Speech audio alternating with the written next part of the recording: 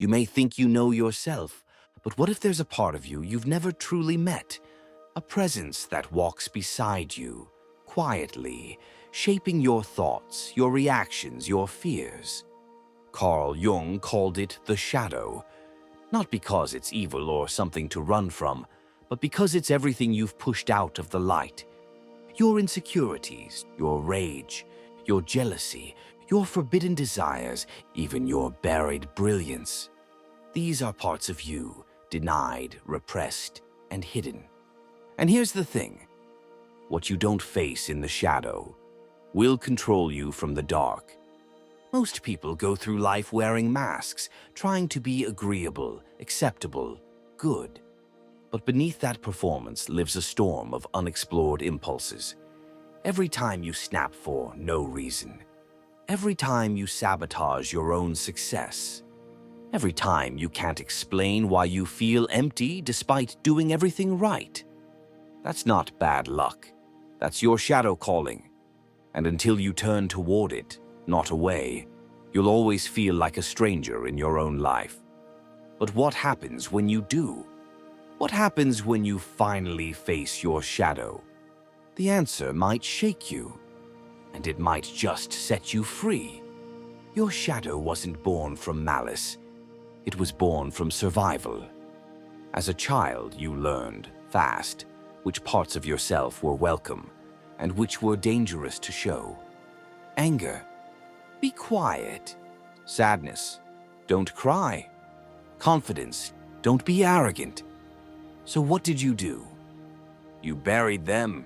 You clipped off pieces of yourself to fit into the world, to be loved, to be safe. But here's the catch. The parts you reject don't disappear.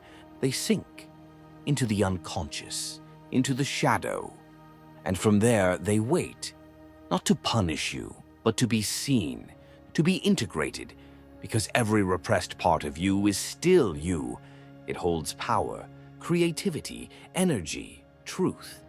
Carl Jung said, "Until you make the unconscious conscious, it will direct your life and you will call it fate." That's the shadow at work, pulling strings from behind the curtain. You think you're making free choices, but really you're acting out old scripts. Driven by unseen wounds, facing your shadow is the first step to rewriting the story. But make no mistake, this isn't some casual self-help exercise. It's a confrontation. And it can feel like meeting a stranger with your face. So what does it look like when you finally meet your shadow? Not in some mystical cave, but in real life. It happens in moments that sting.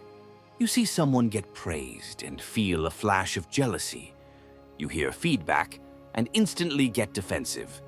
You try to speak up, but your throat tightens with fear. These are not random reactions, they are trailheads, signs that a deeper part of you is trying to speak. Maybe the part that always felt invisible, or the part that learned long ago that it's safer to shrink. When you face your shadow, you don't destroy it. You sit with it. You listen to what it has to say, and that takes courage. Because the shadow doesn't speak in polite sentences. It shows up as fear, rage, shame, envy. It holds the parts you were told were too much, or not enough. But buried in those emotions is something vital: truth. The truth of your unmet needs. The truth of your suppressed voice, the truth of who you might have been if you were never told to dim your light. When you face your shadow, you begin to reclaim that lost potential. But it's uncomfortable. It shakes the identity you've spent years building.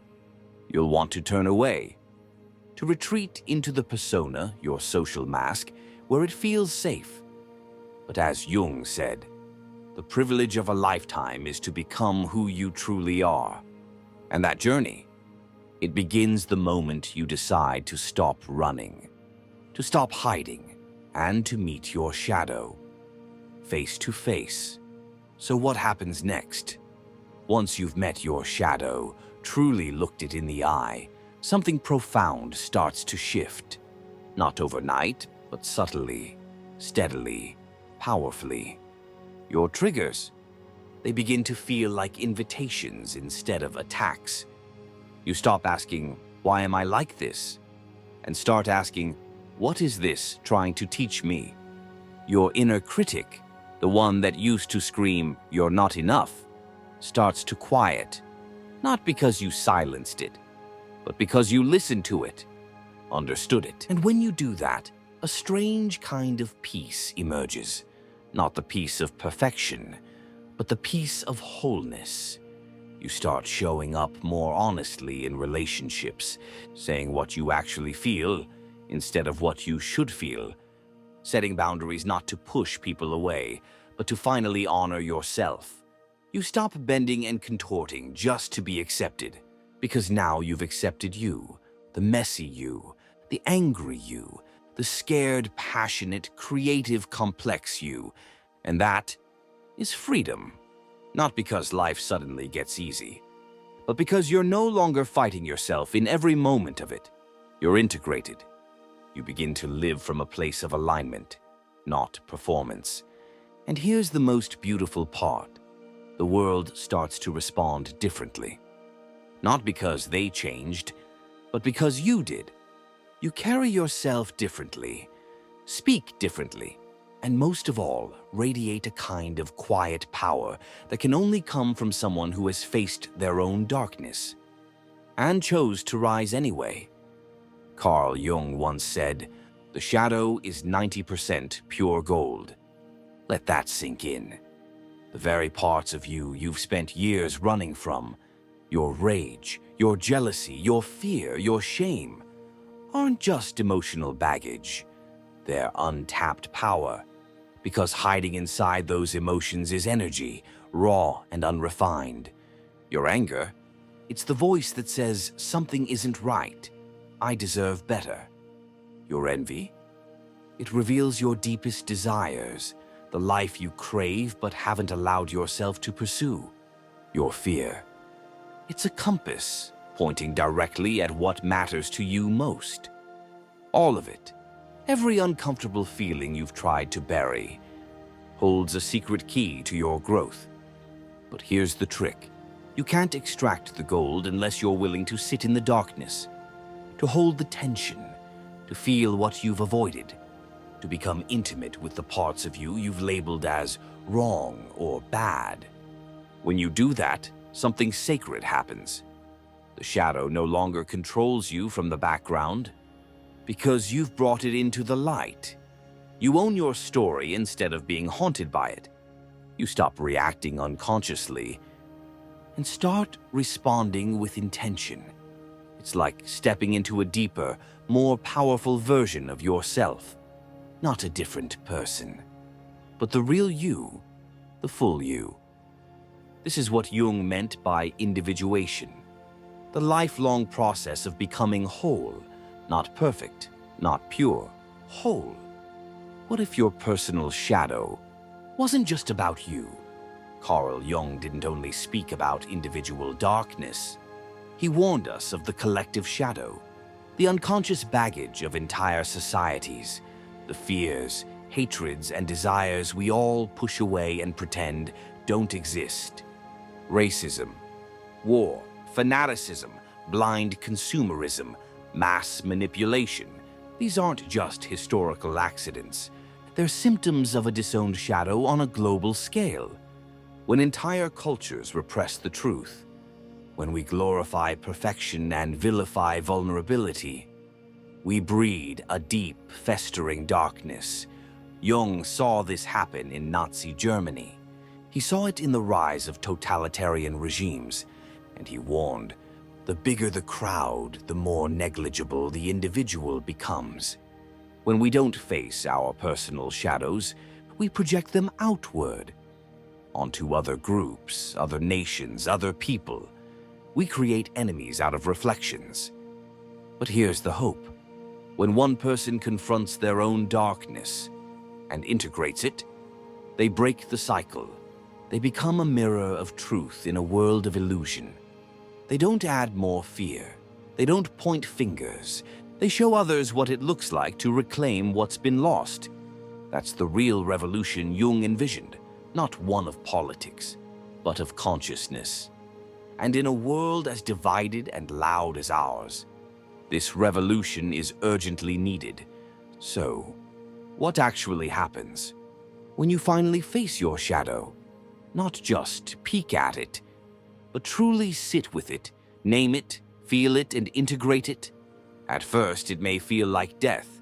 The ego cracks, the mask slips, and you realize many parts of the person you thought you were just defense mechanisms. You mourn. You feel exposed. You might even feel like a fraud. But then, something miraculous happens. You start to feel whole.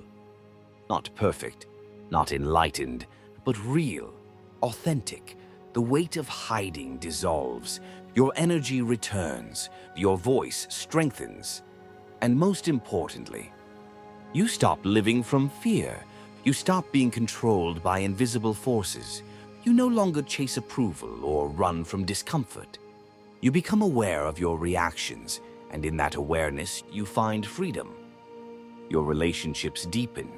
Your purpose sharpens. You begin to move from truth rather than pretense. You reclaim lost creativity, hidden confidence, buried passion. You're no longer at war with yourself. And that inner peace radiates outward. That's the gift of shadow integration. It's not a one-time moment. It's a lifelong dance. But it's worth every step. So how do you actually begin this inner work? How do you face something that hides in the dark? The first step is simple, but not easy. Radical self-honesty. Start paying attention to your emotional triggers. What annoys you in others? What behaviors do you harshly judge? What patterns keep repeating in your life no matter how much you try to avoid them? These are clues, because the shadow often shows up not in silence, but in projection. Jung once said, "Everything that irritates us about others can lead us to an understanding of ourselves." That's your starting point. Then, instead of running away, lean in. Ask yourself, what am I afraid to admit? What part of me am I trying to deny or hide? Journal, reflect, meditate. Therapy or shadow work coaches can help too, because sometimes we need a mirror that won't flinch. And here's the key. Don't approach the shadow like an enemy. Approach it like a wounded child, because that's often what it is. A part of you that was shamed, rejected, or abandoned long ago, and simply learn to survive in the dark. Bring it into the light with compassion. You'll discover that the shadow doesn't just hold pain, it holds power. Your unapologetic voice, your passion, your courage to set boundaries, your right to take up space. Facing your shadow is not about becoming perfect. It's about becoming whole. It's not about fixing yourself.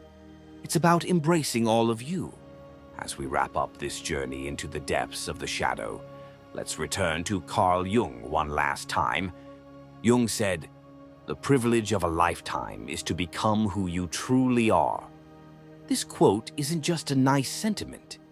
It's a call to action, a call to face the darkest parts of yourself, and in doing so, discover your truest light.